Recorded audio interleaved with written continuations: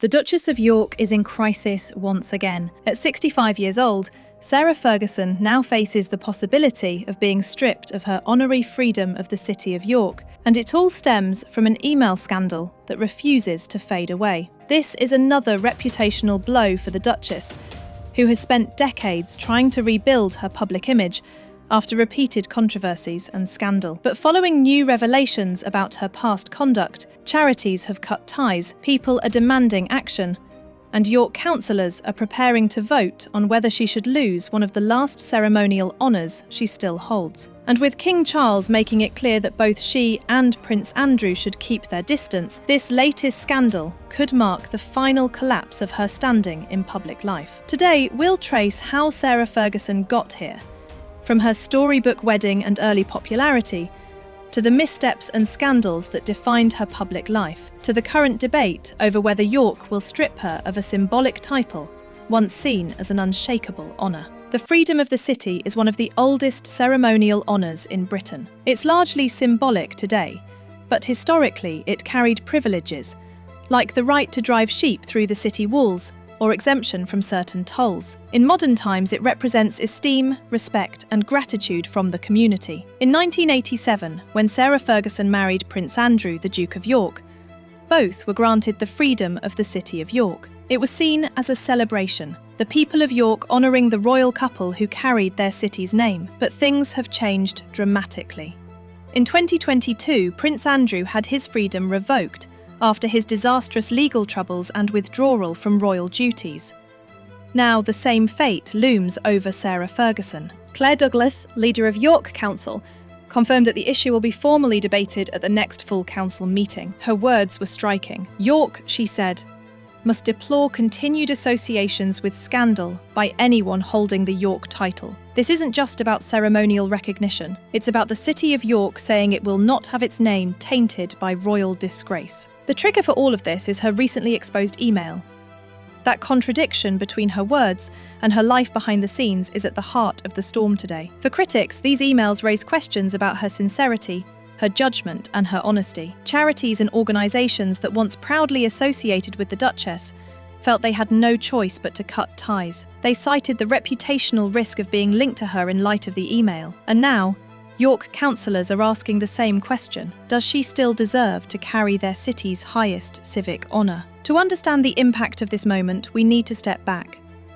Because for Sarah Ferguson, scandal has never been a one-off event.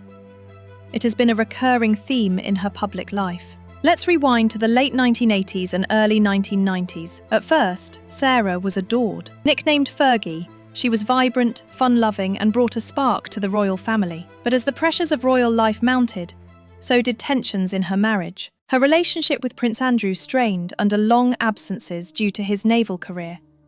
And by the early 1990s, cracks began to show. Then came the infamous tabloid photographs.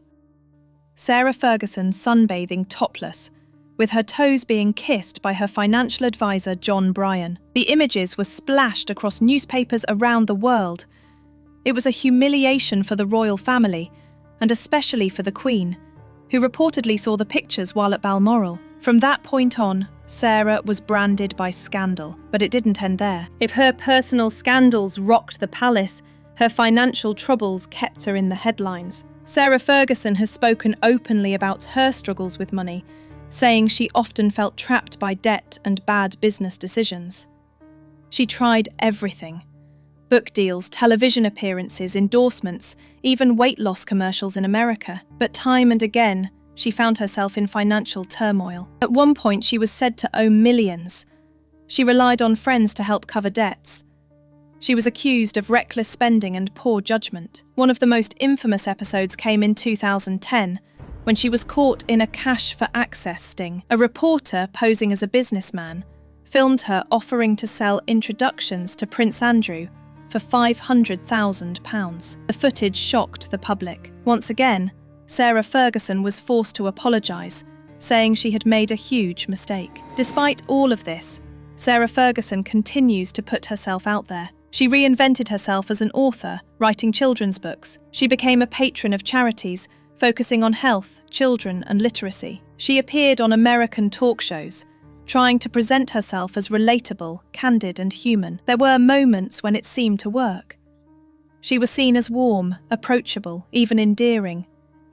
Some admired her honesty about her struggles with weight, self-esteem and money. But each time she gained traction, another scandal or revelation seemed to drag her back down. The email scandal is just the latest in that long pattern. For the monarchy, Sarah Ferguson has always been a complicated figure. She divorced Prince Andrew in 1996, but unlike Diana, she remained closely tied to her former husband. In fact, she still lives with him at Royal Lodge, Windsor. Their unusual relationship has kept her within the royal orbit, but not officially inside it. She is not a working royal, but she appears at certain family occasions. King Charles's position is clear. Both Andrew and Sarah should keep a low profile. They will not be welcome at the royal family's Christmas gatherings, and when they do attend church services or family events, they are expected to be discreet. For a king focused on stability, modernisation and the future of William and Kate, the scandals of Andrew and Sarah are seen as distractions he would rather leave behind. The irony is that both Andrew and Sarah carry the title of York when they married. It was a romantic link between the royal couple and the historic city. York embraced them,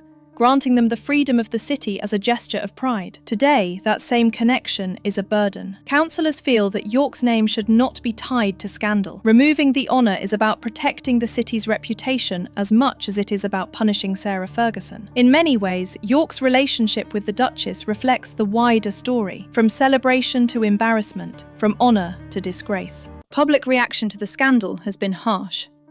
For many, the Duchess has become a symbol of poor judgment and repeated mistakes. Critics argue that she has had decades to learn, but still stumbles into controversy. Supporters, however, see her as a flawed but human figure, someone who has faced hardship and tried to reinvent herself despite constant setbacks. The debate over her freedom of the city is not just about a title. It's about whether the public believes she can ever truly recover her reputation. In November, York Council will meet. The debate will be closely watched, not just in Britain but around the world. If councillors vote to strip Sarah Ferguson of her freedom, it will be a public and symbolic rejection. If they decide to let her keep it, critics will argue that York is turning a blind eye to scandal. Either way, the Duchess's reputation has already suffered. The charities have gone. The king is keeping his distance. The public has little patience left. At its core, this story is about reputation. Titles, honours and patronages can be given, but they can also be taken away. Once trust is lost,